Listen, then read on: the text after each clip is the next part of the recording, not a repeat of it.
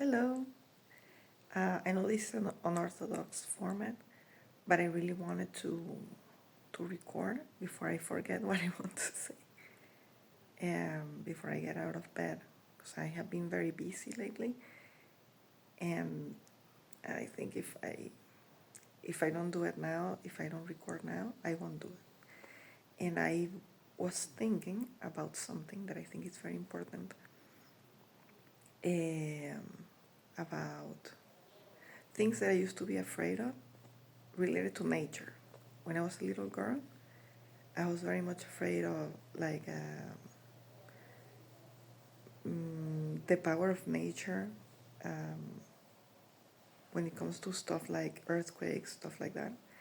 It's like a story. There is a reason to it. Why I was afraid of that. I mean, it makes sense, no? That people are afraid of that. But I was like particularly afraid of that because of something that happened to me at school, like a lecture that they gave us at school, and we got all traumatized by it when I was in primary school, and I was thinking about how things have changed, no, through time, and I'm very much fascinated with the power of nature and the way nature works, even things that can be very intimidating, like a natural disaster, like an earthquake, stuff like that. And I was thinking about that, and I was thinking about how the connection that I have developed and nurtured, and you know, consciously, with nature and with what I believe is the power of God and life, the power of life, has made me have so much faith that I'm not afraid anymore. First, I investigated a lot when I was older, when I was a teenager. And even when I was in primary school, I investigated a lot about earthquakes and volcanoes. And then when I lived in the States, I learned a lot about hurricanes and tornadoes and stuff like that. And it fascinated me.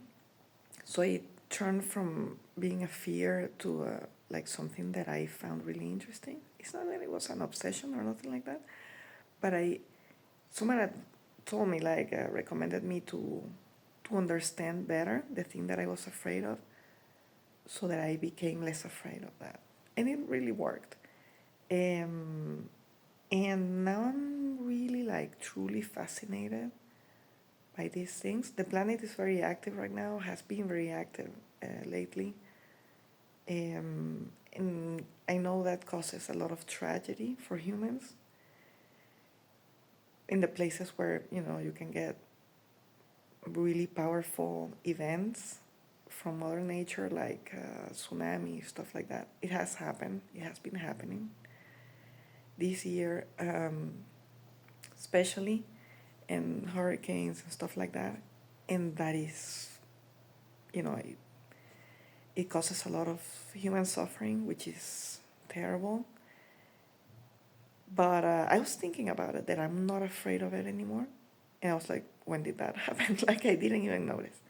So, I mean, I have experience, living in Florida and having Hurricane Irma, which was a Category 5 coming our way. That was pretty scary. And we were left without electricity for 2 weeks. But I have also experienced when you are not feeling like, you're not like, you know what I mean, like in real danger, like if things went well, like nothing really bad happened, you can be close to the power of Mother Nature in that way. It's sublime, The Romantics in our history, the Romantic period of art, they talked about that in literature and also in art, in the visual arts, and they tried to represent it. And that was like the heart of the Romantic movement, talking about how sublime nature was and the power of nature. And I know I'm not the only one, who can be like fascinated by nature at its best and at its worst, even when it's threatening and dangerous for us, can be so amazing, no, to experience, especially if you're safe. If you're not safe, it's horrible. So it's not like I'm, separated from reality, no, how it can affect us humans and the way we live, and how it can cause a lot of damage. But I was thinking about that, and also thinking about how fleeting the nature of life is, and how that is something that makes life even more precious, even more valuable. It's like a shooting star, So it's like I have lost a lot, not as much as people that I know, or that I know from a distance. They have experienced way more loss than I have, or that we have from where I'm from. But being from Venezuela, we have lost a lot. We have experienced a lot of trauma, and a lot has been taken away from us one way or another. It's not nature's fault in this case, unless you talk about some natural disasters that we have had and we have experienced here in our country. But talking about loss and losing loved ones, losing things, that were valuable to us, to me personally, losing people that we love, pets that were really dear to us, stuff like that, It makes you think. I mean, you can look at it from different angles, from different perspectives, but I was choosing today to look at it from how much of a miracle, how much of a gift life is, and how much we should cherish it, because when it's time to go, it's time to go, And I'm at peace with that. I have been really close to dying multiple times due to health reasons, and a couple of times like accidents that could have happened and didn't happen. And I do believe in angels. I do believe we all have our guardian angels and our loved ones on the other side taking care of us. For me, that is real. I mean, I can testify that it's true, because I have been so close to go to the other side, that I can tell you from my own experience that it's not make-believe. It is real, and it's something very beautiful. If you choose to believe in it, great. If not, awesome too. I'm not trying to sell you on a specific idea or something, or a belief, but I can tell you from my experience what I know. And I am so much at peace with my own time to go. I'm holding on to this life with everything that I have, and I have fought so much to stay here. I have wanted to leave also multiple times, because it was too much to take at some point. But not because I didn't cherish or appreciate the life that I have been given, but because I couldn't take it anymore. And I understand when that happens to people. It's a shame, When we feel like that, it's not great. But I have also learned, and I want to share this with you, that when you feel like you're not doing enough, like when you feel that you are not enough, or that what you're doing is not enough, let me tell you that you are enough. And maybe what you are doing is not enough, but you have to ask for help. Not only to the people around you, but mostly and first of all, to whatever you believe in. It's a higher source of power that has given us life, whatever you believe it, whatever it is that you believe in, even if it's Mother Nature, the universe, angels, God, I always ask for help.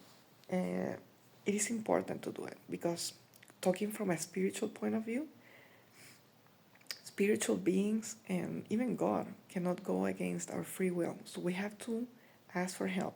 to allow them to intervene, in our lives. Sometimes they do it anyway because they know what's best for us. But I trust so much that God knows best, what's best for me, what's right for me, that I'm like, if it's time to go, it's time to go, and I'm okay with it.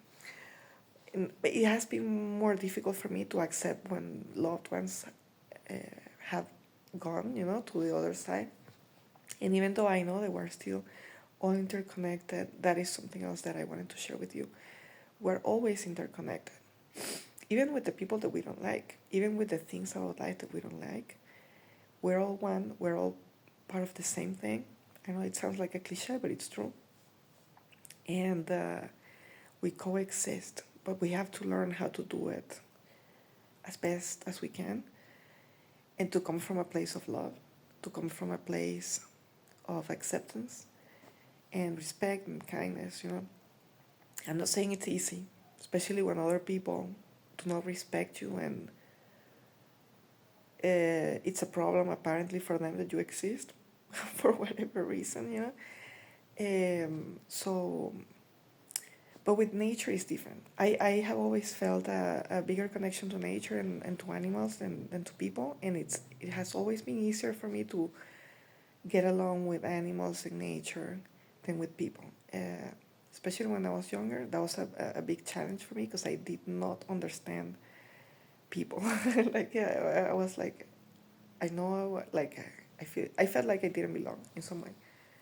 Like I was quiet and observing, I was like, this doesn't add up to me. But now it makes sense why I felt like that. It makes sense to me. But with time, you understand what is your mission here, in this life, in this planet, why you're here, what you came to do. And, that is your guiding light. Follow your heart. I know it sounds like a cliche, but it's true. Follow your intuition, which is your compass, the natural compass that we all have. And intuition is always pretty much right. If it wasn't right, it wasn't intuition. You were misguided by something else. Maybe a thought, and an idea. But if you're truly connected to your intuition, you cannot go wrong. And it's not about a matter of being right or wrong. It's about being connected. You know what I mean? So you can feel what's around you. It's not even a matter of thought. It's a matter of perception. So, sorry. What I wanted to leave you with today is this certainty that we are here for a purpose, for a reason that is truly important. Don't let anyone or anything, not even yourself, drive you away from that. And also, don't be afraid, because God, or whatever you choose to believe in, has your back. And you have your back too. And there are beings on other planes that maybe you used to know from this life or not, that are always watching over you. And we're here to take care of each other, to help each other. We're always interconnected. I know there are people who are not conscious and they don't act from a place of consciousness. And they have moved themselves away from light. So they feel more comfortable in the dark side of it, which is destructive, right?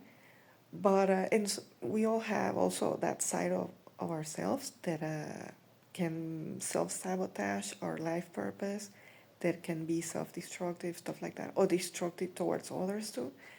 But if you connect yourself to the life source, if you connect yourself to yourself, to your heart, to that little light that you have shining inside of you. It's on the solar plexus, by the way. Our ancestors used to call it the little light. Connect yourself to your consciousness. Connect yourself to your own light and to the light of life and the consciousness of life. Because the universe works with complete consciousness, 100%. And life is a miracle. Life is a gift. A dear friend of mine who passed away, he used to say that all the time. And he used to say this too, which is a Joseph Campbell quote, but I didn't know. I just knew it as something that he used to say. You are the hero of your own story. So you can choose, to be the victim of your own story or to be the hero of your own story. And you can also choose today, like Sadhguru says, are you going to choose to be joyful or are you going to choose to be miserable? It is our decision. I know it can be rough. I know these are challenging times, and this is why I'm making this video. lying in bed,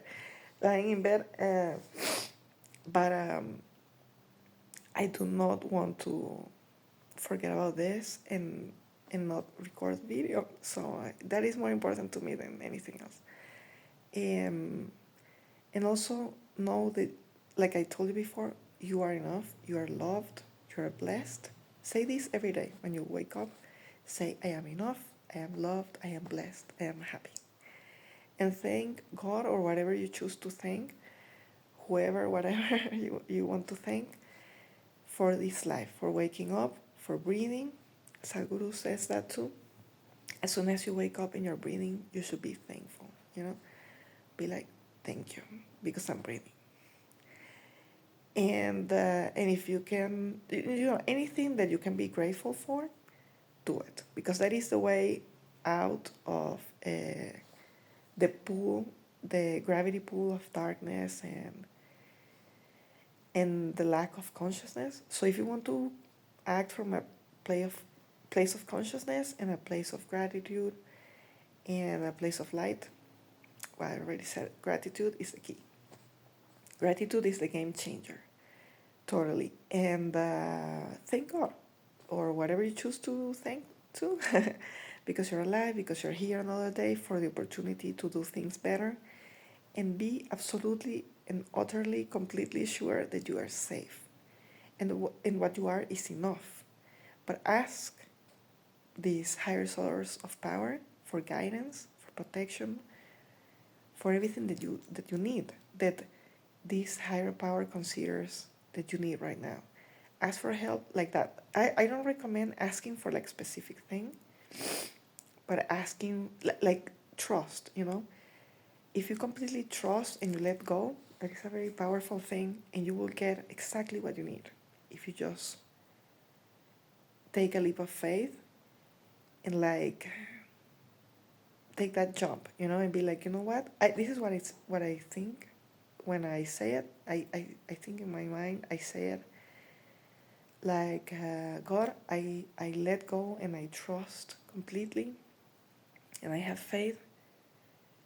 I am in your hands. I am your instrument. Do your will through me, and I want it to be you, God, to be the one who reigns in my life.